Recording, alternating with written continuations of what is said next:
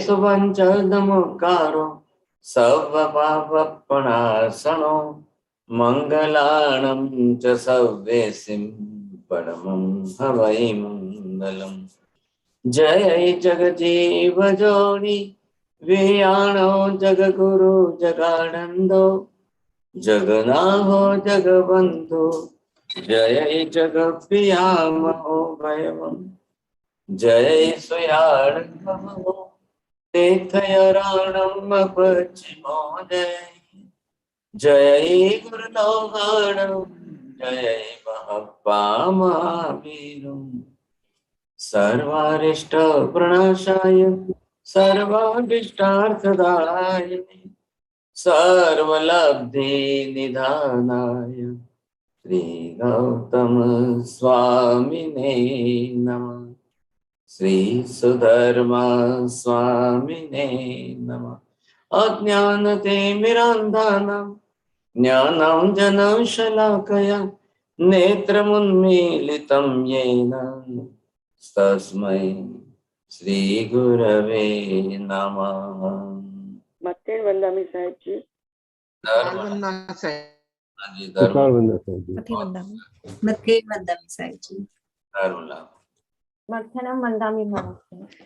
महाराज साहब के चरणों में कोटि कोटि वंदन व नमन। सभी उपस्थित भाइयों और बहनों को सादर जय Jinendra. A quick recap of the last class. महाराज साहब ने लास्ट क्लास में बताया कि मति ज्ञान मेमोरी में सेट होना और शुद्ध ज्ञान यानी समझना और जानना। अब मति ज्ञान की अपेक्षा हमारा शुद्ध ज्ञान की शक्ति ज्यादा रहेगी तो कोई भी चीज मेमोरी में सेट अच्छी तरह हो पाएगी, क्योंकि अगर हम समझ नहीं पाएंगे तो फिर मेमोरी में सेट होना थोड़ा मुश्किल हो जाएगा। महाराज साहब ने काफी बार रीइंफोर्समेंट किया कि मति ज्ञान और शुद्ध ज्ञान की प्रोसेस कैसे होती है। पहले 5 इंद्रिय व मन से दर्शन होगा अपने अपने कर्म के परसेंटेज के हिसाब से, फिर मति ज्ञानावर्ण्य कर्म के परसेंटेज के हिसाब से मति ज्ञान होगा। तो हमने देखा कि मति ज्ञान के टोटल 336 भेद है, तो फिर मति ज्ञानावर्ण्य कर्म के भी 336 भेद होंगे। अभी मति ज्ञान जो बुद्धि होती है वह 4 टाइप्स की है। नंबर 1 वैनिकी बुद्धि, विनय वाली बुद्धि। जिस व्यक्ति में विनय या रेस्पेक्ट भगवान, देव, गुरु और बड़ों के प्रति होगा वह बुद्धि वाला व्यक्ति को विनय वाली बुद्धि वैनिकी बुद्धि कहते हैं। यह विनय एक प्रकार का अभ्यंतर निर्जरा भी है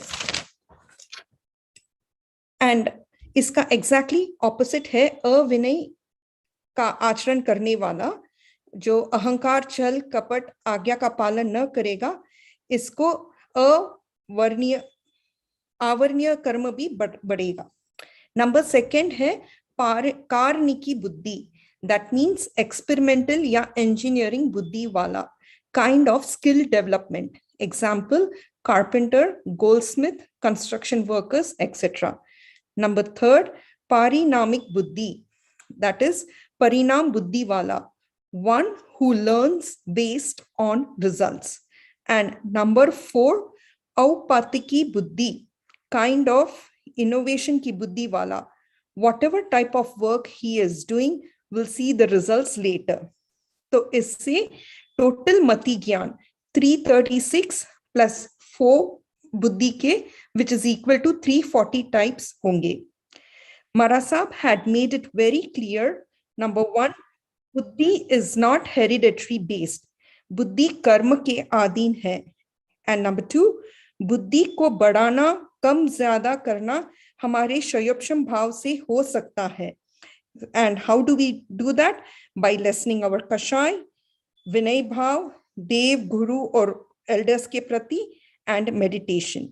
अगर कुछ भी बोलने में गलती हुई तो मिच्छामि दुक्कडम। जय जिनेंद्र। बहुत अच्छा, धन्यवाद। आज हम थोड़ा सा इसी विषय में थोड़ा सा आगे बढ़ रहे हैं। अब बुद्धि के गुण हमारे कितने, किस प्रकार के, कैसे कैसे गुण जो है उनकी बात कर रहे हैं। चलो, बुद्धि तो किसके पास कौन सी, किसके पास कैसी, और कर्म शास्त्र का नियम ध्यान रख लेना। आप कर्म शास्त्र ने क्या कहा है, बुद्धि कर्माधीना विद्या च परिश्रमाधीना। दोनों बात का ध्यान रखिए। बोलिए चोरडिया जी, क्या बोला है? आपने फरमाया महाराज बुद्धि कर्माधीन, बुद्धि कर्मानुसारी। सेकंड पार्ट थोड़ा सुन नहीं पाया था महाराज की, सेकंड थोड़ा आप क्या बोल सुन पाया? हाँ जी, बोलिए अमन जी, क्या बोला था? बुद्धि कर्माधीन है और पुरुषार्थ स्वाधीन। चलो, आपने भी जो है गड़बड़ कर दी। आयुष जी जैन बोलना है आपको।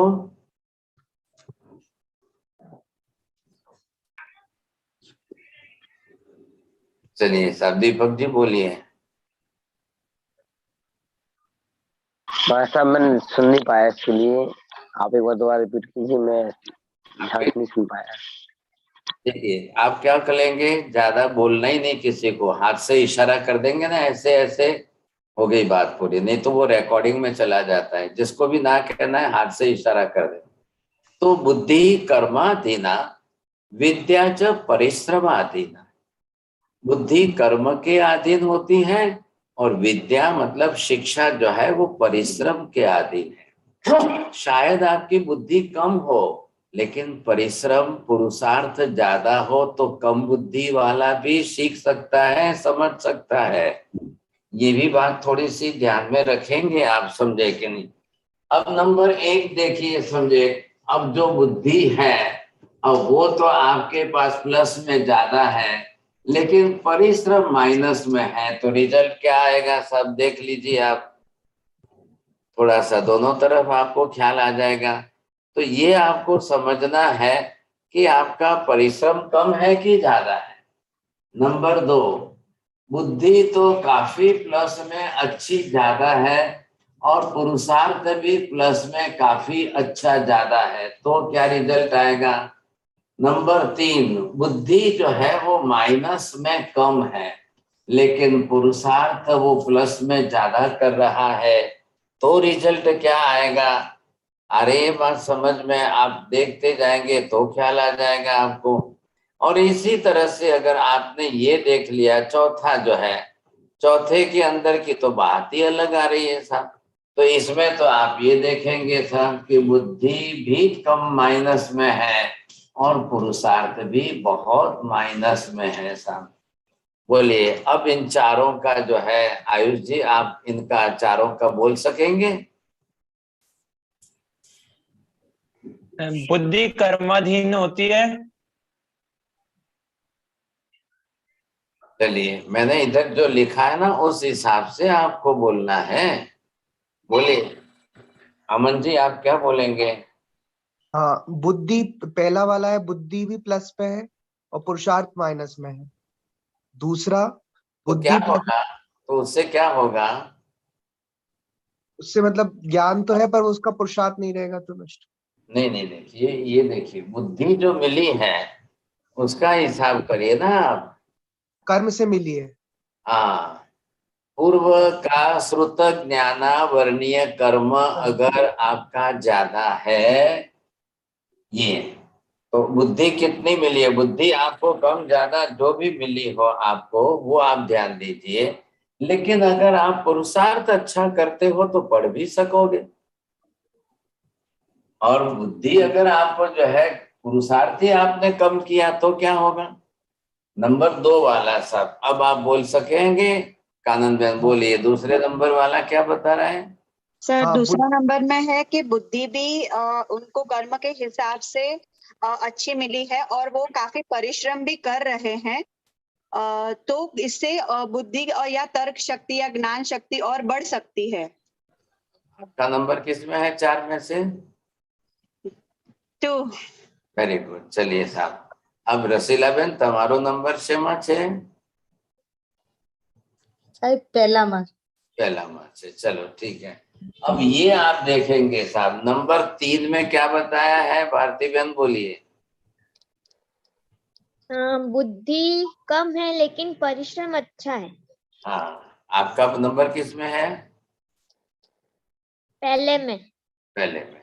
चलो, अब तीसरे में है क्या कोई? सुनीता जी, है कोई तीसरे में? आचलिया जी बोलिए। कोई सब ना? इसका वेवरिंग रहता है महाराज साहब, लाइक जिसमें अगर इंटरेस्ट ज्यादा है तो परिश्रम भी उसमें ज्यादा करते हैं। सो इट, और थर्ड वाले में तो बताया आपने कि बुद्धि कम है लेकिन पुरुषार्थ ज्यादा कर रहे हैं, so that is also good. आप ये बोलिए कि आपके अंदर बुद्धि ज्यादा है कि आपके बेटे में ज्यादा है कि आपके डॉगी में ज्यादा है कि आपके हस्बैंड में ज्यादा है कि कम है, किसमें आपका एनालिसिस क्या हो सकता है? सबका अलग अलग है महाराज साहब। तो मैंने ये पूछा है कि ज्यादा किसकी है कम किसकी है? मम्मी की कम है, बेटे की ज्यादा है? बेटे की ज्यादा है, and I think even my husband is ज्यादा। अच्छा, चलो तो अब क्या करना चाहिए आगे? तो पुरुषार्थ करना चाहिए। हाँ, अगर पुरुष कम वाले भी अगर पुरुषार्थ ज्यादा कर देंगे ना तो रिजल्ट आ जाएगा। आप देखिए एसएससी के बोर्ड के अंदर लगभग 10 लाख विद्यार्थी स्टूडेंट्स बैठते हैं, लेकिन उन सब के अंदर ये तो नहीं है कि सभी बुद्धि वाले ही पास हुए। हो सकता है ना कम बुद्धि वाले हैं लेकिन पुरुषार्थ उन्होंने ज्यादा किया है, तो शायद बुद्धि वाले से भी मार्क्स ज्यादा ले लिए। Niti ben, where is your number, either first or second or third? हमारे साथ 9 इज इन थर्ड। बुद्धि कम है लेकिन परिश्रम ज्यादा है। हाँ, अब आप बताइए आपके दोनों बेटे की बुद्धि ज्यादा है कि आपकी ज्यादा है कि आपके हस्बैंड की ज्यादा है? हमारे साथ मेरा बड़ा बेटा और हस्बैंड की बहुत ज्यादा है, और छोटे बेटे की भी अच्छी है पर थोड़ी कम है। तो किसकी कम हुई? तो सबसे नंबर कम मम्मी का आया? थर्ड नंबर पे मैं हूँ। थर्ड नंबर आया, चलो ठीक है। अब 4 नंबर में तो कोई हाँ बोलने वाला ही नहीं है ना, मैंने लिख दिया है गलती से, लेकिन अब पूरी दुनिया के हिसाब से लिखा है ना। संसार में तो सब प्रकार के जीव है, संसार में सब लोग प्रकार के लोग हैं, तो संसार में 4 नंबर वाले भी है, नहीं है ऐसे नहीं है, बहुत है, कोई कम है ऐसी बात भी नहीं है। लेकिन यहाँ पर देखिए, अब जन्म जात जो बेटा जन्मा है वो तो अपने श्रुत ज्ञाना वर्णीय कर्म का क्षयोपशम लेकर आया है। ध्यान दीजिए, बुद्धि शब्द का अर्थ क्या हुआ? श्रुत ज्ञाना वर्णीय कर्म का क्षयोपशम। हमारी कर्म शास्त्र की लैंग्वेज में ये मीनिंग होता है। बुद्धि नाम की कोई अलग से वस्तु नहीं है कि वो 2 ग्राम या 10 ग्राम या 100 ग्राम की कोई अलग से वस्तु दिमाग में है, ऐसा मत समझना। आत्मा का श्रुत ज्ञान और श्रुत ज्ञानावर्णीय कर्म, अगर श्रुत ज्ञानावर्णीय कर्म ज्यादा है तो बुद्धि कम रहेगी, और श्रुत ज्ञानावर्णीय कम होगा तो बुद्धि ज्यादा रहेगी। बस फर्क तो इतना ही है ना। तो आप ये समझ लीजिए, आपको ख्याल आ जाएगा। अब परसेंटेज में जो जीव जन्मा है, एक माँ के रूप में नीति बेन ने अपने दोनों बेटों का और पति का एनालिसिस किया इन्होंने।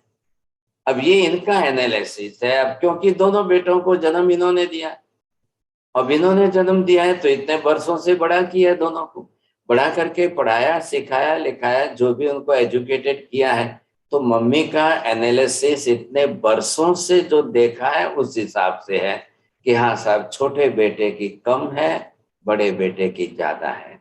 अब कंपैरिजन करने में बड़े बेटे की और पति के दो के अंदर कंपैरिजन करो तो देखिए ध्यान रखना, मेडिकल साइंस कुछ भी कह दे, महावीर स्वामी ना कह रहे हैं बाप के जैसी बुद्धि बेटे में आए नॉट कंपल्सरी, माँ के जैसी बुद्धि बेटे में आए नॉट कंपल्सरी, ये हेरिडिटिकल चीज नहीं है। ऐसा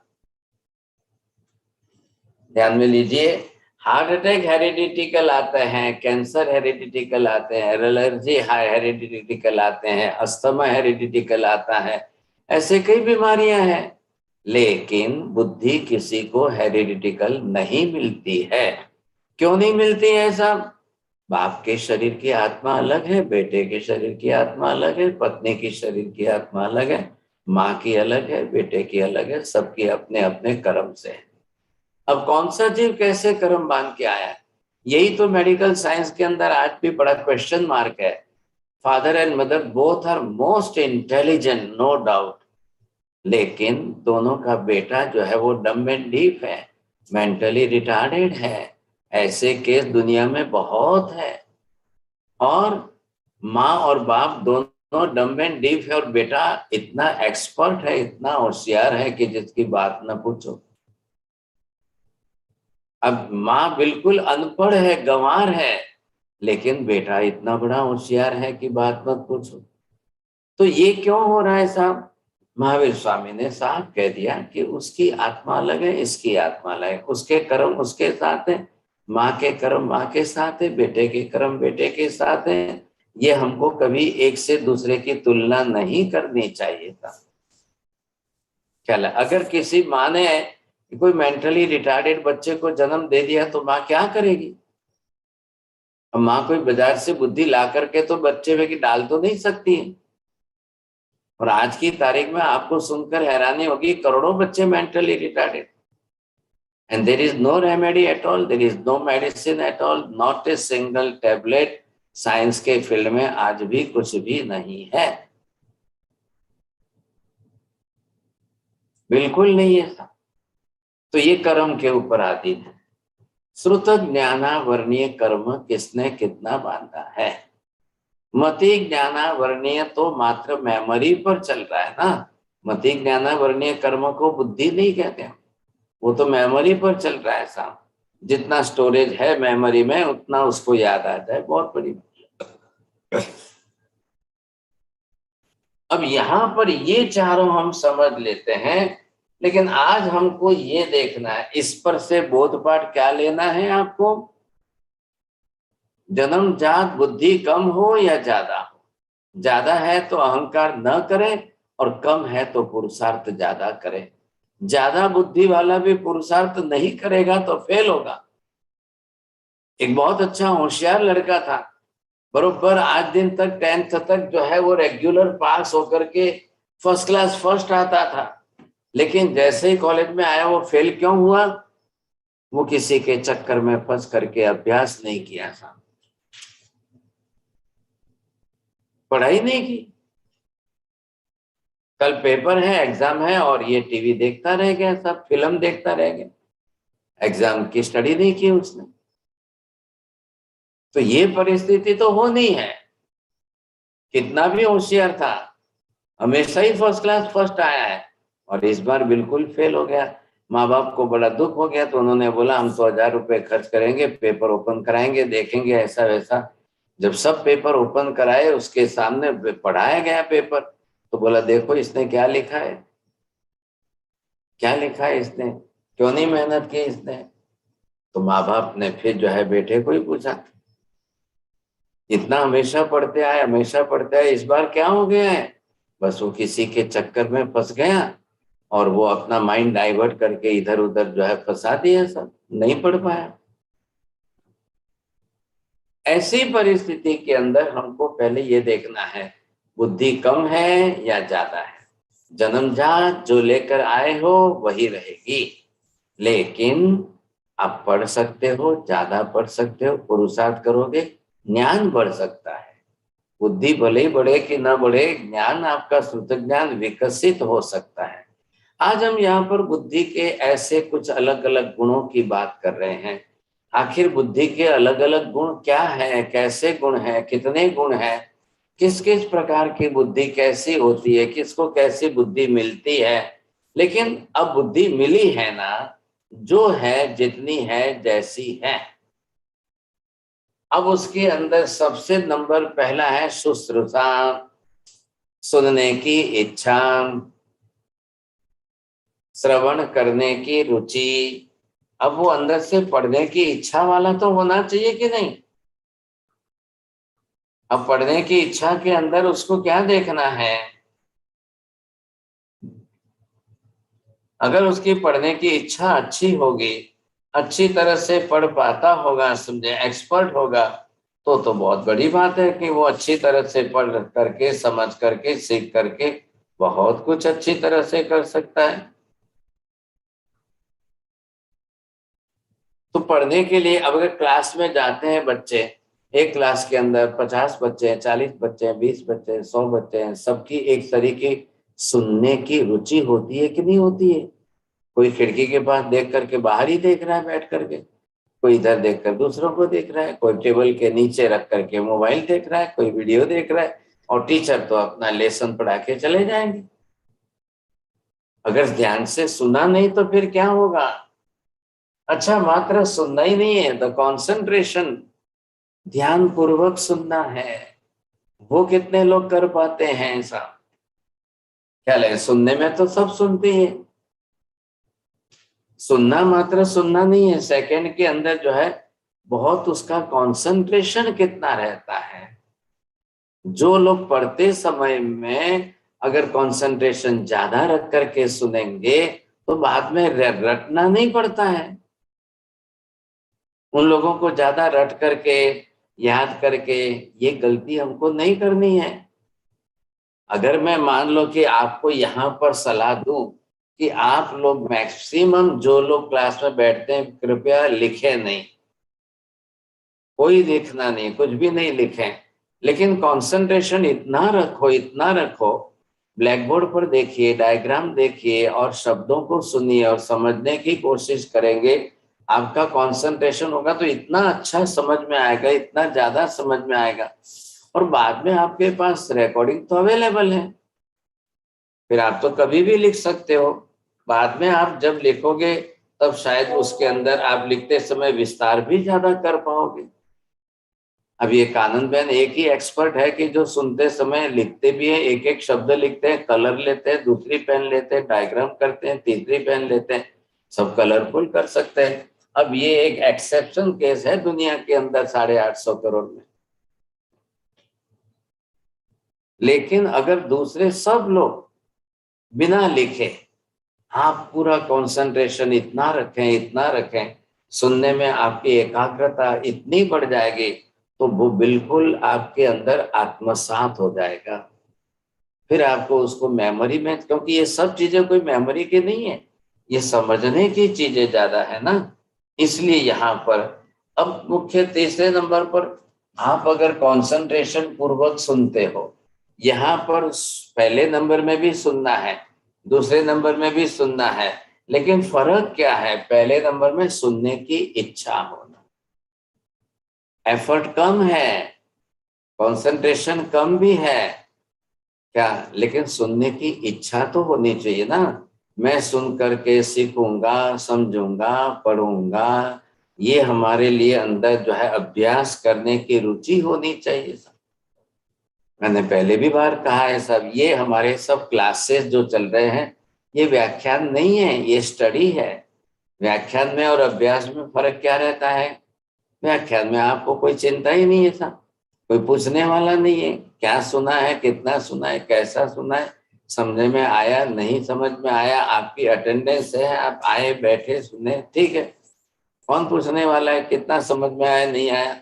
लेकिन दूसरे नंबर के अंदर अगर आप आए हो तो आपका कंसंट्रेशन 100% रहना चाहिए।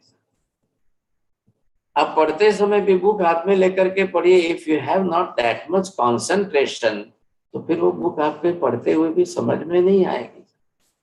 दूसरे भी अंदर के कर्मों का उदय तो होता ही है ना, बुक पढ़ रहे हो लेकिन विचार इधर उधर के दूसरे ही आ रहे हैं, दिमाग में और कुछ दूसरा ही चल रहा होता है, समझे। अब तीसरे नंबर में जो है ये बुद्धि आपकी चलेगी ग्रहण बुद्धि, सुनते हुए समझते जाएंगे, ग्रहण, ग्रास्पिंग पावर हम जिसको कहते हैं ना, वो ये है, समझे। ये जो है ग्रास्पिंग पावर जिसको हम कहते हैं, सूत्र समझना है, शब्द सुनने हैं, शब्द समझना है, अर्थ समझना है, मीनिंग उसका बरोबर करना है, तो ये भी तो ध्यान रहना बहुत जरूरी है। खाली सुन लिया फिर आप क्या कहेंगे, मेरा ध्यान नहीं था, मेरा लक्ष्य नहीं था, मैंने अधूरा सुना, अरे वो बेटी इधर आई थी ना, गुड़िया इधर आई थी तो मैं जरा उधर देखने को रह गया, तो आपका जैसे ही कंसंट्रेशन टूटा, इधर से उधर देखने गए तो 2 सेंटेंस चले गए। अब वो 2-4 सेंटेंस चले गए तो आपका ध्यान नहीं रहेगा, आप नहीं समझ पाओगे, ये तो होना ही होना है। इसलिए यहाँ पर कहा है कि अब आप ग्रहण कर रहे हो, ग्रास्पिंग कितना है, कैपेसिटी, ग्रास्पिंग कैपेसिटी अब बुद्धि के कर्माधीन रहेगी सब। हो सकता है किसी को 2 बार समझाना पड़े, हो सकता है किसी को 3-4 बार समझाना पड़े, हो सकता है आज की बात कल फिर समझानी पड़े, हो सकता है कि पहले पढ़ा था तब आपने थोड़ा सा समझ में आया, लेकिन दोबारा पढ़ा तब थोड़ा ज्यादा समझ में आया, थोड़ा तीसरी बार पढ़ा तो आपको 50% ज्यादा समझ में आया। ये फर्क बहुत पड़ता है ना, समझे कि नहीं। एक भाई साहब ने कहा कि नहीं आवी रीते आपने फोन ऊपर बात नहीं करिए, मैं कल आता हूँ आपको मिलने के लिए, आपके सामने आता हूँ, फिर हम सामने प्रत्यक्ष बैठेंगे तब देखेंगे, समझे कि नहीं। बड़ी कीमती काम की बातें होती है तो ऐसे ही फोन पर लोग नहीं पटा लेते हैं, नहीं वो फिर सामने बैठेंगे ना तब जाएगा। तो ये पड़ता है ना, फर्क क्यों पड़ता है कि सामने बैठ करके आई कांटेक्ट होता है, फिर आप बरोबर डिस्कशन कर सकते हो, और फेशियल एक्सप्रेशन सामने रहते हैं तो वो आपको ज्यादा उचित लगता है। ये भी बात तो है ना साथ में, तो ये भी काफी फर्क पड़ता है उसका भी, समझे। यही तो है आजकल। अब ये पेंडेमिक के कारण कई बच्चों ने जो है ऑनलाइन क्लासेस रखी है, लेकिन ऑनलाइन क्लासेस के अंदर वो पुरानी हैबिट जो होती है उसके कारण जो है तो ऐसा लेथर्जिक तो चलता ही है, समझे कि। हाँ, अब आपने ये देखा कि ग्रहण तो कर रहे हो, अब इस एक के बाद दूसरे पर ध्यान देना, अब तीसरे पर से आते आते अब ये जो है ये अपनी धारणा बना रहा है, मेमोरी में सेट करता जा रहा है, धारण करते हुए ये आ जाएगी, यहाँ पर किस में आ जाएगी, ये चलते चलते आपकी मेमोरी में आ जाएगी, समझाएगा। धारणा जिसको हमने कहा है वो है धारण करना, इसमें कैपेसिटी ग्रास्पिंग है और इसमें वो धारण करके अपनी मेमोरी में सेट करता है सब। अब इस बात को इतना होशियार है कि आप 2 साल बाद पूछो, 10 साल बाद पूछो, कभी। आपने कई एग्जाम्पल ऐसे देखे होंगे शायद प्रीति बहन, फैमिली के साथ में जब चलते हो रहते हो कहीं पर भी, और आपके हस्बैंड अगर किसी से बात कर रहे हैं पूछ रहे हैं तो उसमें किसी के बारे में उसका नाम या वो कौन मिले थे, और तो वो तुरंत अपने पत्नी को सामने मुंह करके अच्छा वो कौन थे, नाम बताओ तो, अच्छा वो कल आए थे ना मेहमान, अच्छा वो नहीं लास्ट मंथ नहीं क्या अपने घर आए थे मेहमान आए थे उनसे ये बात हुई थी। तो वो जो है हमेशा पति पत्नी को पूछते हैं। तो ये मुझे समझ में नहीं आता है नीति बहन, क्या हमेशा मेमोरी पत्नी की ज्यादा होती है? ये कई पतिदेव ऐसा करते हैं। आई थिंक हमारे से मोस्टली पति की मेमोरी अच्छी रहती है। कारण समझ में नहीं आ रहा है मुझे, एनालिसिस का जरा बताना आप, इसका कारण रिसर्च करके बताना। जी, आई थिंक क्योंकि हमारे साथ वो वर्किंग रहते हैं ना, काम पे जाते हैं, ब्रेन एक्टिव रहता है, हाउसवाइफ रहती हैं, घर में रह रही हैं, तो थोड़ा लेजी हो जाते हैं शायद।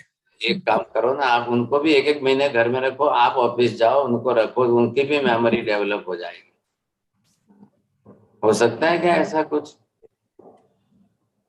घर में रहने से मेमोरी बढ़ती है ऐसी बात नहीं है, लेकिन अच्छा बोलिए आप क्या बोलना चाहते हैं भारती बहन, आपका कोई रिसर्च है तो बताइए। नहीं, चलो छोड़ दो। आपको क्या लगता है चौड़िया जी? नहीं मारा सब पुरुष की बुद्धि ज्यादा होती है थोड़ी बात। लो ये और ही अलग बात कर रहे हैं। मैं पूछता हूँ कि हमेशा पत्नी पति को पूछती है। वो अपने घर आए थे ना, लास्ट मंथ आए थे ना, क्या नाम है उनका? नहीं मैं इतनी बात नहीं करता महाराज, नहीं करते हैं मैं इतना नहीं पूछता। हाँ जी, हमारे साथ वो मेरा रहता है, मेरे को पूछना पड़ता है कि वो कौन आए थे या वो कौन क्या नाम था। तो ये तो उल्टा बोल दिया आपने, समझ। ये सुनिए परमिता बहन आपको जवाब देते हैं, बोलो। मैं तो सोचती हूँ कि उन लोग का ये घर घर की बात में इतना ध्यान नहीं रहता, तो वो पत्नी को पूछते हैं। हाँ ये बात बहुत अच्छा जवाब दिया आपने। वो क्या है कि उनका परिवार, रिलेशन, संबंध, संबंधी कौन, तो इनके बारे में वो उपेक्षा रहती है, उनका ख्याल है कि नहीं। अब ये देखो ना साहब, चौड़िया जी सीए है, मेहता जी सीए है, तो इनको तो दुनिया भर का वो जीएसटी का और किसका और क्या एक्ट बनाना है, किसकी फाइल है और कैसा बनाना है, तो बेचारे उसी में रहता, ऑडिट करना है, रिपोर्ट बनाना है। तो अब उनको घर में मेहमान कौन आए थे, वो इसमें दिमाग कहाँ लगाने जाए, उसके बजाय फट से पत्नी को पूछ लो। अब परिवार तो घर में पत्नी चलाती है, सोशल रिलेशन तो सब पत्नी के ज्यादा है, तो वो मेमोरी में रखती है ऐसा। पति सोचता है कि मैं अपनी मेमोरी में इतना सब स्टोरेज क्यों करूँ साहब, क्या फायदा है, उनको तो कोई ऑडिट बनाने में कोई किसी का नाम ठाम तो काम आएगा ही नहीं साहब। पत्नी को तो सबका ध्यान रखना पड़ता है, याद रख। अब बेटी बड़ी हो रही है तो वो बरोबर ध्यान रखेगी, बेटा बड़ा हो रहा है तो बरोबर ध्यान रखेगी साहब। तो उनका तो लक्ष्य रहता है, स्वाभाविक है। अब साहब बेटी हो गई 22-25 साल की हो गई तो पत्नी बरोबर देखती रहेगी तब ये ठीक है कि वो आए थे, वो ठीक थे कि ये कौन से थे, उनको पूछेंगे। ये आपकी धारणा अलग अलग होती है। लेकिन अब जो सुन लिया है, सुनने की इच्छा हुई, पूरा कंसंट्रेशन पूर्वक सुना है, ग्रास्पिंग बहुत अच्छा रहा है, अब मेमोरी में भी ज्यादा अच्छा सेट हो जाता है, तो दोनों का बैलेंस बन जाता है ना, इधर बुद्धि भी अच्छी है और इधर मेमोरी भी अच्छी है। अगर दोनों में अगर प्लस माइनस होगा तो बड़ी मुश्किल हो जाएगा, समझे कि नहीं। इधर आप देखिए अलग अलग हम करते हैं, समझे कि नहीं। अलग अलग के अंदर मीना बहन, what is your analysis, please say that. अब ये है कि उसकी मेमोरी तो अच्छी है, प्लस में है, लेकिन इंटेलेक्चुअल लेवल उसका माइनस में चल रहा है, तो मेमोरी भी प्लस में है और इंटेलेक्चुअल लेवल भी प्लस में चल रहा है, तो number third, but memory is weak but intellectual level it is in plus, and fourth one is both are in the minus.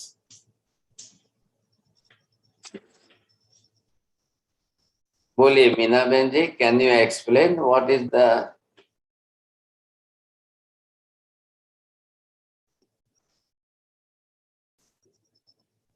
नहीं? चलिए नरेंद्र जी, आपको क्या लगता है? मेमोरी वीक रहती है लेकिन इंटेलेक्चुअल बहुत अच्छी रहती है। हाँ, मैंने ये नहीं पूछा है आपका नंबर किस में है, 4 में से थर्ड में है।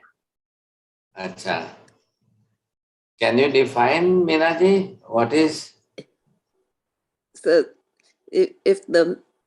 if a person has a good memory but the intellectual level is less, then their grasping power is less. Yes. And what about second, third? The second one, if there is a memory and the intellectual level, then they can retain the knowledge pretty good. And if there is no memory and no intellectual level, Don't and say the third no. one, Don't say no, but it is in the plus minus, you see. right? If the memory is in negative and intellectual level is plus, then with concentration they can study.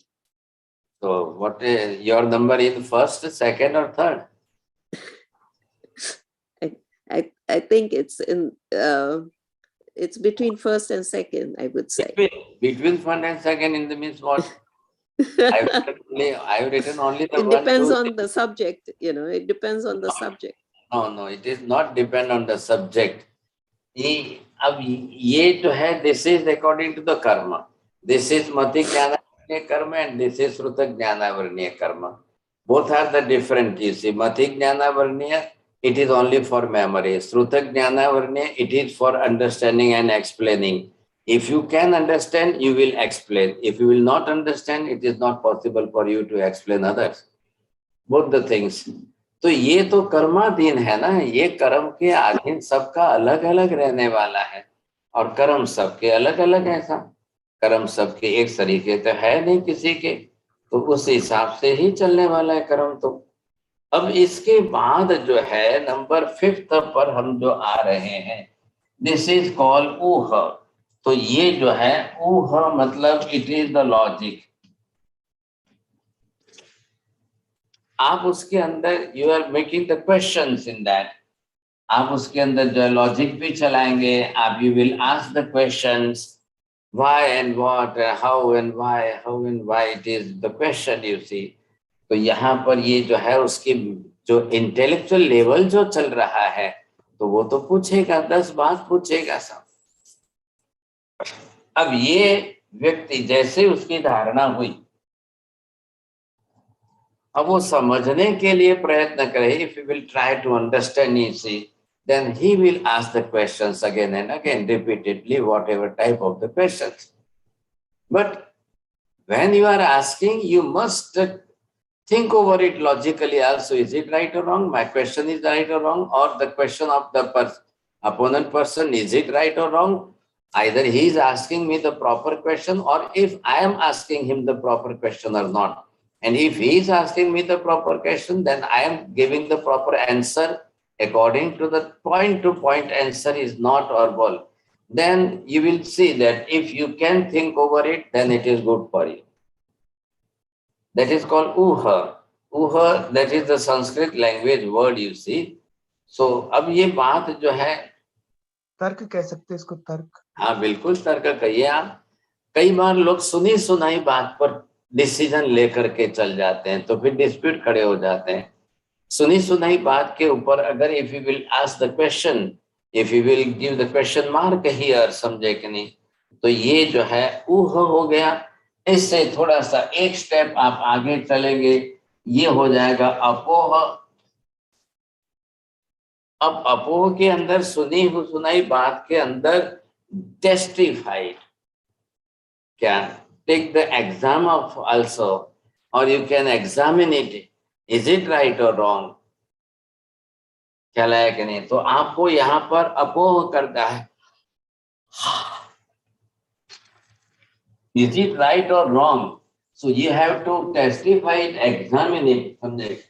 तो क्या होगा, वो आपके लिए बिल्कुल सही decision है। When you want to take the decision, तब आपको जो है सही लगेगा। अब यहाँ पर आप आए,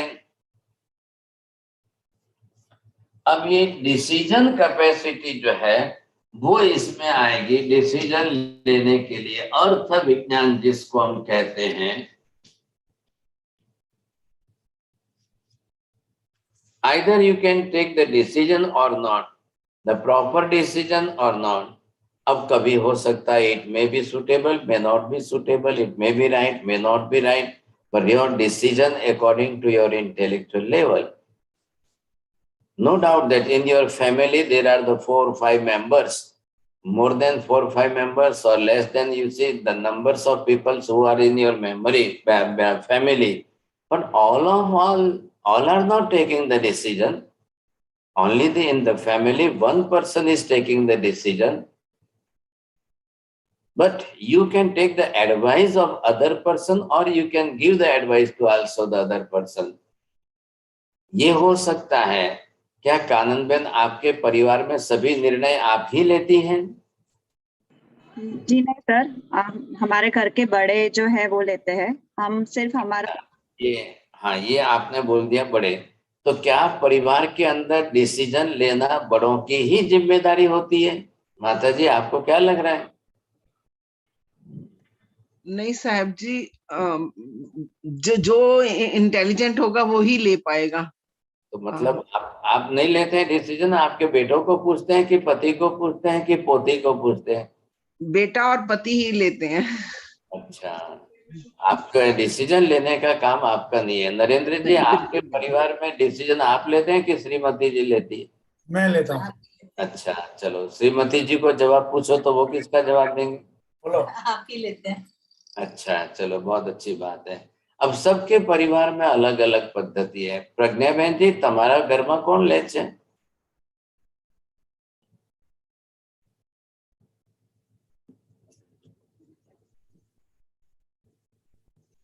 चलिए ठीक है। अब ये सबके परिवार में अलग अलग रहता है साहब।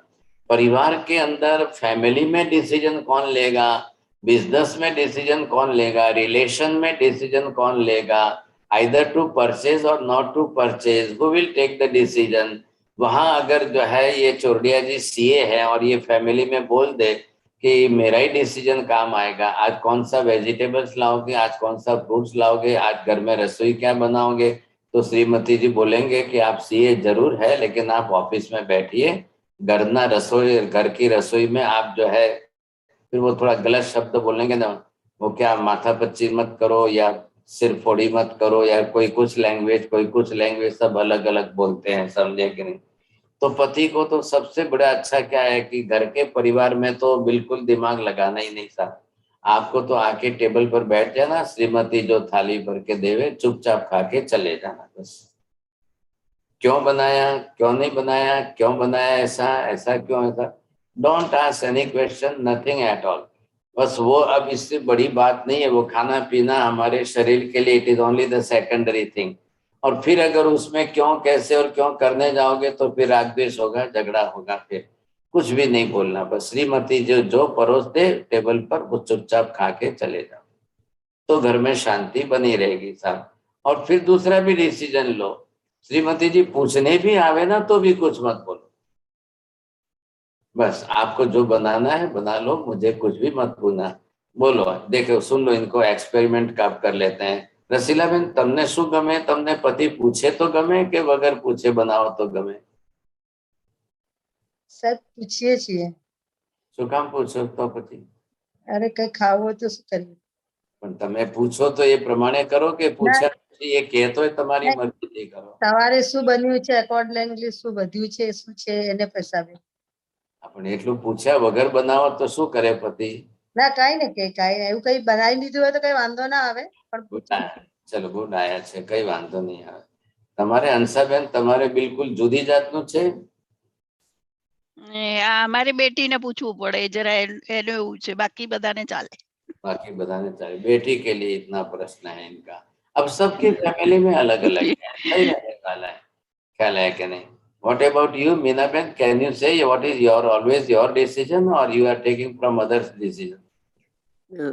For cooking in the kitchen, it's my decision.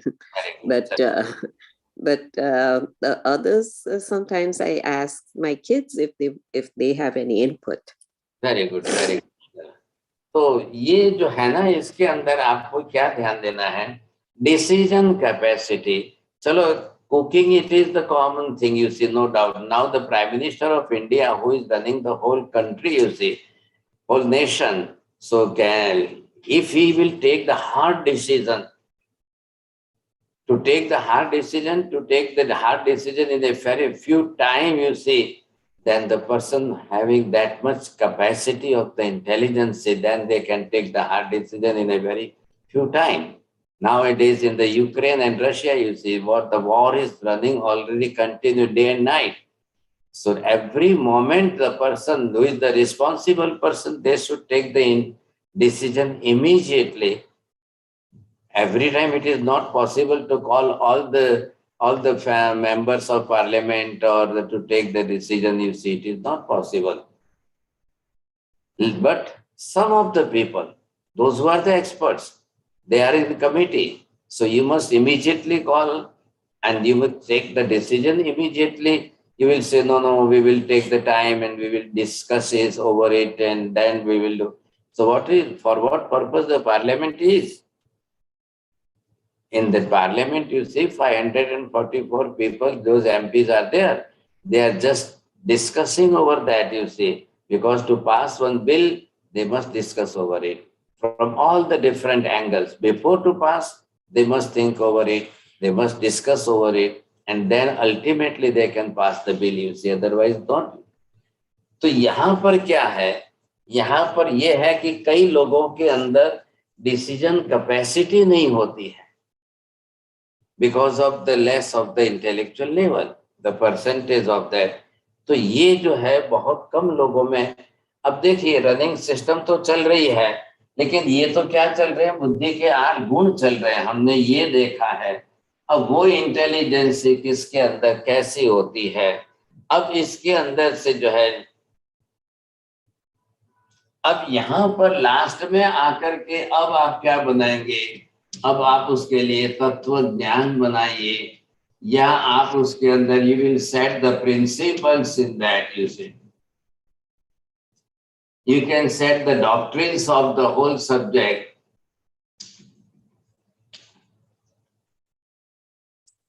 So you can make the policy of that, you see, what type of the policy is.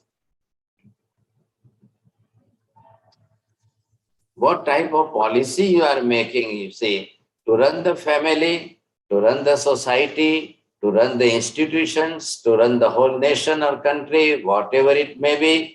But ultimately, what type of philosophy you are going to set, what type of doctrines you are going to set. Our family will always follow this principle. We will take this decision. Suppose you know that my daughter is elder, now I want to marry her, you see. So take for the marriage, you have to take the decision for that.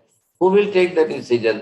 The daughter, she himself, herself, she will take the decision, or the father should take the decision, or the mother should take the decision. Because who have that type of vision? The vision having that, you see, because having the experienced person, the father is the experienced person, mother is the experienced person, or other grandfather are the more experienced person. So they will take the decision, it will be good for her, you see. But the daughter, she want to marry, she should not take the decision because she is not that much mature, you see. So the maturity is always coming according to the age group or according to the knowledge, according to anything else, you see. Otherwise, it may be possible, may not be possible. This is the difficulty. ये जो हम देख रहे हैं कि अब किस तरह से आपने देखा कि इन प्रैक्टिकल लाइफ हमारे जीवन के अंदर व्यवहार में जब आपकी सुनने की बुद्धि हो, फिर कंसंट्रेशन हो, your grasping power is also too much, your memory is also set, you have the good memory, you can set it in, you have the logical power to ask the questions also, and then you have to take the apoha. आप examine कर सकते हो अच्छी तरह से, testify नहीं समझा कि अगर आप उस पेपर से एग्जाम अच्छी तरह से एग्जामिन कर सकते हो तो कितना फायदा होगा, ये बहुत जरूरी है कि नहीं है। फिर आप उसको जो है उसका प्रॉपर मीनिंग क्या करते हो, डिसीजन कैसा लेते हो, और लास्ट में what type of philosophy you are going to set, और द पॉलिसी और द डॉक्ट्रिन्स और the principles, what the rules you are following, what type of rule you are following और the setting, that is more important, no. ये सब बात हम यहाँ पर देख रहे हैं, तो ये है तो ज्ञान का ही विषय है, बुद्धि के आधार पर ही चलना है सब कुछ, समझे कि नहीं। तो बुद्धि आपकी कैसी काम कर रही है, इंटेलेक्चुअल लेवल आपका किस प्रकार का है, सबको अपने अपने तरीके से देखना है ना, सब अपने अपने हिसाब से चलेंगे सुनने। लेकिन कई बार एक फादर भी फैमिली के अंदर है तो कम डिसीजन के अंदर वो बेटे को पूछेगा, बेटा एल्डर है, वो भी अच्छा ग्रेजुएट है, तो कई बार उसकी भी सलाह ली जाती है। हाँ, घर में 10 मेंबर बैठकर चलो सलाह तो करेंगे, विचार विमर्श करेंगे, हम क्या लायक है, एक दूसरे से विचारों की आप ले करेंगे हम। पॉसिबल है कि शायद हाँ कोई दूसरा मुझे अच्छा बता दे, पॉसिबल है कि कोई तीसरा और ही कुछ अच्छा बता दे, तो ये हमें करना है, ये करना चाहिए, समझे कि नहीं। Shall I stop here because the time is over? Do you want to ask any question? हाँ जी बोलिए आंचलिया जी। महाराज साहब मेरा 2 क्वेश्चन है। नंबर 1, एक तो आपने बोले कि हेरिडेटरी नहीं है बुद्धि, लेकिन अगर डिजीज भी देखते हैं तो वो बोल सकते हैं कि हमारे वो असाता वेदनीय कर्म के कारण हो जाता है। जैसे अगर पेरेंट्स को डायबिटीज रहता है, it is not necessarily that the child should have, लेकिन अगर उसका असाता वेदनीय कर्म हुआ तो उसको आएगा। देखिए कर्म तो अलग है, लेकिन जो जीन्स में हेरिडिटी में आते हैं ना, वो आप उसके साथ में कारणीभूत निमित्त बन जाते हैं। If the parents have 2 child only, 2 son and daughter, you see, all are not suffering, but some of them, you see, the percentage of genes are there, and that karma is also of that person, you see, they can catch immediately. तो कई बार asthma आप जैसे देखते हैं हेरिडिटिकल होता है, तो first generation में, सेकंड जनरेशन में, या 3 में से 4 में से किस में आ जाए, उसका भी कर्म दोनों की तरफ से प्लस प्लस में मैच कर ले। तो if the parents have 2 child only, 2 son and daughter, you see, all are not suffering. तो ये जो है थोड़ा सा आप ध्यान रखिए, दोनों में कंपलसरी भी नहीं है और हेरिडिटिकल होना भी जरूरी नहीं है, लेकिन सामने वाले के परसेंटेज मैच कर जाएंगे तो जल्दी पॉसिबल है। और ये महाराज साहब बुद्धि के जो 8 गुण आपने बताए ना, तो ये मतलब even for like taking a proper decision और कुछ भी कार्य करें तो it's good to follow all these 8 steps. Yes. So you will find out the different types of people. Only in the one person having all the 8s, it may possible, may not be possible, we can't say.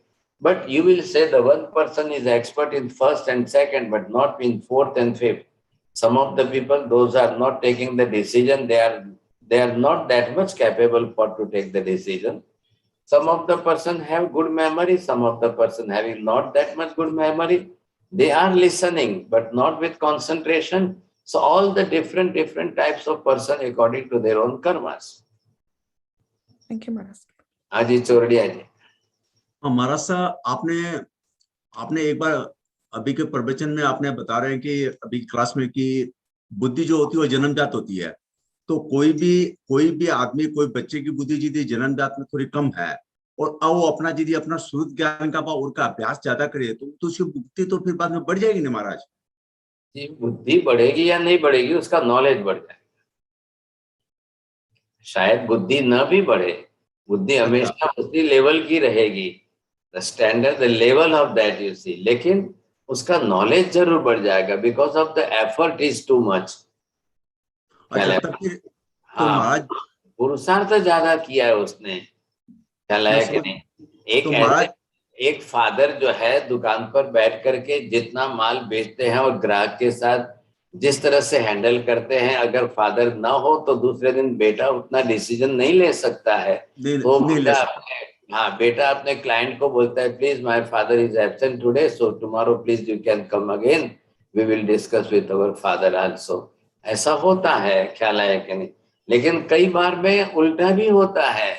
कई बार father जो है इतने expert नहीं होते हैं और बेटा कहता है कि पापा देखो 5 साल से अपने शॉप के अंदर ये स्टॉक पड़ा था, आपने नहीं बेचा, मैंने तो बेच दिया और डबल प्राइस में बेचा मैंने। तो कई बार फादर कहते हैं, अरे वाह, बेटा तो मेरे से भी होशियार निकला सा। ऐसा भी हो सकता है। तो महाराज आपने बुद्धि के एक प्रकार की बुद्धि बताई थी, कार्मिक बुद्धि। तो कार्मिक बुद्धि का फिर कर्म के शुद्ध ज्ञान बनिए, कर्म के साथ कोई लिंक नहीं है क्या? फिर वो खाली करते करते अभ्यास ही आएगी क्या? हाँ जी, बिल्कुल बिल्कुल। कार्मिक की बुद्धि जो है वो एक्सपेरिमेंट करते जाएगा और आती जाएगी। What is now in the research centre, what is happening anywhere and everywhere, in the research of the science, research in the field of chemistry, research in the field of physics, whatever type of research, the try and error के जो है वो research करते करते ultimately they will come on the conclusion that वो तो होना ही होना है ना। ठीक है बस। हाँ जी साहब जी, एक ऊहापोह की स्थिति होती है कि तो क्या ये इन शब्दों से ही बना है, ऊह और अपोह से? बिल्कुल सही बात है। पर उसमें कोई डिसीजन नहीं लेना, वो ऊहापोह की स्थिति नहीं। ऊह और अपोह दोनों अलग है ना। ऊह के अंदर आप लॉजिक करिए, क्वेश्चंस बताइए, प्रश्न पूछिए, लेकिन अपोह के अंदर आकर के आपको एग्जामिन करना है, क्या एग्जाम्पल से उसको टेस्टिफाई करके फिर बाद में आप डिसीजन लेंगे, तब होगा। मेहता जी बोलिए। गुरु जी, आपने बताया कि बुद्धि शुद्ध ज्ञानावरणीय कर्म के सर्वप्रथम से आती है, तो बुद्धि के 4 प्रकार को मति ज्ञानावरणीय के 336 में प्लस 4 करके क्यों 340 किए वहां पे? बहुत अच्छी बात है आपको कि वहां पर जो है ना, ये कार्मिकी विकारी बुद्धि के प्रकार तो है, लेकिन साथ में मेमोरी के भी उतने ही ज्यादा है।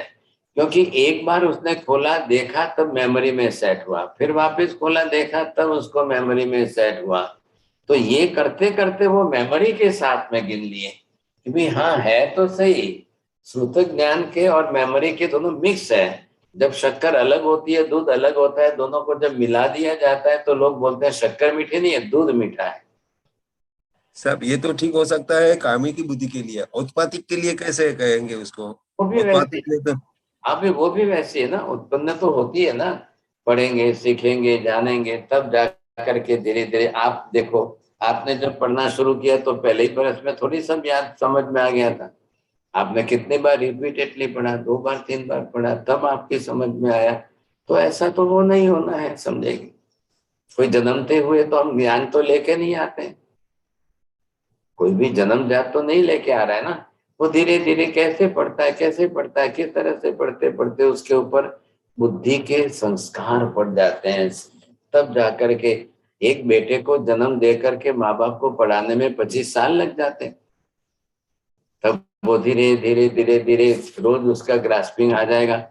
लेकिन अब आप 10 बरस की उम्र के बच्चे के अंदर 25 बरस की उम्र के लड़के का ज्ञान तो नहीं डाल सकते ना, ये भी तो है ना। लेकिन कोई एक्स्ट्रा ऑर्डिनरी भी है, 13-14 बरस की उम्र में एमए कर लेने वाले भी है, रेयर, वेरी रेयर केसेस हैं, जनरली तो नहीं होते हैं, लेकिन रेयर केस के अंदर 13-14 बरस की उम्र में है। एक 14 बरस का लड़का तो प्रोफेसर बन गया sir, is teaching in college. तो कैसे बन गया उसने? 14 बरस की उम्र में एमए कैसे कर लिया था? तो वो एक्स्ट्रा ऑर्डिनरी होते हैं, समझे कि नहीं, और ऐसे केस तो रेयर होते। सर जी, आपने बुद्धि के जो 8 अभी जो गुण बताए, उसमें लास्ट वाला जो तत्वज्ञान था, वो शास्त्रीय नाम विनियोग कहते हैं, वही है ना? उसका शास्त्रीय नाम विनियोग कहते हैं। नहीं, विनियोग तो आप किसमें दे रहे हो, सामने आदान प्रदान करना हो जाएगा। आपने लिया, बाप ने बेटे को पढ़ाया तो विनियोग करेगा, लेकिन इसमें फिलोसॉफिकल प्रिंसिपल्स, डॉक्ट्रिन्स, डिसीजन, ये पॉलिसी, ये आएगा। आखिर अल्टीमेट कंक्लूजन क्या? तो वो प्रिंसिपल तो बनाएगा ना, ख्याल है कि नहीं? बेसिक प्रिंसिपल बन जाएगा, एक पॉलिसी बन गई। चलो कल आप बाप रहे कि ना रहे, परिवार तो चलेगा ना। तो परिवार वो सोचेंगे नहीं, पापा ने जो ट्रैक बनाया उसी पर चलना है, तो उनके लिए ये फायदेमंद रहेगा सब। हाँ जी, कानन बहन बोलिए। सर यही क्वेश्चन था रिगार्डिंग द तत्व ज्ञान, जो आपने अभी क्लियर कर दिया, सो आई एम डन। चलिए, बहुत अच्छी बात है। जो है 14वीं आने वाली है, तो उसके लिए पहले से ही आपको जो है सब्जेक्ट वगैरह तो दिए गए हैं, उस हिसाब से प्रिपरेशन वगैरह भी करेंगे आप और तैयारी भी करेंगे। तब कल फिर वापस जो है मंगलवार है, कल फिर हम 7 बजे जो गंधर्वाद की क्लास है वो चलेगी। साहब आप ये सब जानते हो अच्छी तरह से। फिर वापस दूसरे विषय क्लास के रेगुलर सब सब्जेक्ट तो आ ही रहे हैं, दे रहे हैं सबका आपको। अब थोड़ा सा जैसे ये नरेंद्र जी थोड़ा सा जो है प्रयत्न करके स्व इच्छा से अपनी तरफ से, और ये आंचलिया जी जो है समरी कर लेते हैं। वैसे सभी क्लास के अंदर जिनकी जिनकी इच्छा हो समरी कर दे की, वो कर सकते हैं। मीना बहन ji, you can also do summary if you like, you see any type of subject, because you are regularly now you are attending all the classes, so why should not to give the summary within 2-3 minutes only? What is the absence of the last class? कोई भी दे सकता है, कोई भी चुन सकता है, क्योंकि वीकली आपके 2 ही तो क्लास आ रहे हैं, एक सब्जेक्ट के 2 क्लास वीकली होते हैं, तो कोई 2 जन ही ले लो सब्जेक्ट सिर के ऊपर। हाँ जी, क्या कहना चाहते हैं कानन बहन, बोलिए। So can I do summary for tomorrow, physics, metaphysics? Don't ask, but you can write down in the chat के अंदर कि भी tomorrow I will give the summary. अब इसी तरह से each and every person जो स्व इच्छा से अपना कर लो, स्वीकार कर लो, बहुत अच्छी बात हो जाएगी। ठीक है। नमो हरियंताणम, नमो सिद्धाणम, नमो हरियाणम, नमो वच्छायाणम, नमो लोए सर्वसाहुनम, एसु पंच नमोकारो सर्वपापप्रणाशनम, मंगलानं च सर्वेशं परमं हवै मंगलम्। मंगलं भगवान् वीरो, मंगलं गौतम प्रभु, मंगलं स्थूलिभद्राद्य, जैन धर्मोस्तु मंगलम्। चत्तारि मंगलम्, अरिहन्ता मंगलम्, सिद्धा मंगलम्, साहु मंगलम्, केवली पन्नत्तो धम्मो मंगलम्। चत्तारि लोकोत्तम, अरिहंता लोकोत्तम, सिद्धा लोकोत्तम, साहु लोकोत्तम, केवली पन्नत्तो धम्मो लोकोत्तम। चत्तारि शरणं पवज्जामि, अरिहन्ते शरणं पवज्जामि, सिद्धे शरणं पवज्जामि, साहु शरणं पवज्जामि, केवली पन्नत्तं धम्मं शरणं पवज्जामि। सर्वमंगलमांगल्यं सर्वकल्याणकारणं प्रधानं सर्वधर्माणां, जैनमो धम्मो लोकोत्तमो। चत्तारि शरणं पवज्जामि, अरिहन्ते शरणं पवज्जामि, सिद्धे शरणं पवज्जामि, साहु शरणं पवज्जामि, केवली पन्नतंदमं शरणं भवजामि। सर्वमंगलमांगल्यं सर्वकल्याणकारणं प्रधान मथेणम मथेणम वंदामी साहेब जी। सर जी डबल आवाज आ रहा है। वंदना साहेब जी। कार वंदना साहेब जी। सातम साहेब। धर्म लाभ आशीर्वाद सब।